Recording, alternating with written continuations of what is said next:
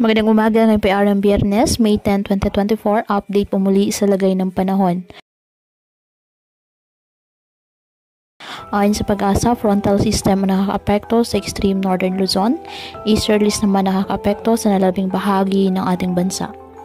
Samantala, isang cloud cluster ang namataan sa labas po ng ating Philippine Area of Responsibility at inaasahang papasok ito sa ating Philippine Area of Responsibility. Posible itong mag-develop into low pressure area sa susunod na araw. Posible rin pumasok ito na ating Philippine Area of Responsibility at magdadala ng mga pag-ulan lalo na po sa eastern part ng Visayas at Mindanao. Ngayong araw, ang frontal system ay magdadala po ng mga pag-ulan sa Batanes at Cagayan.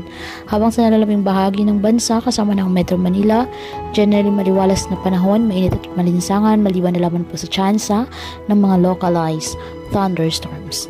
Kaya patuloy pa rin po natin na pinag-iingat ang ating mga kababayan sa banta pa rin ng mga posibleng pagbaha at pag-uho ng lupa lalo na kapag may malalakas na ulan, at ugaliin po na magdala palagi ng payong o kahit anong panangga sa ulan.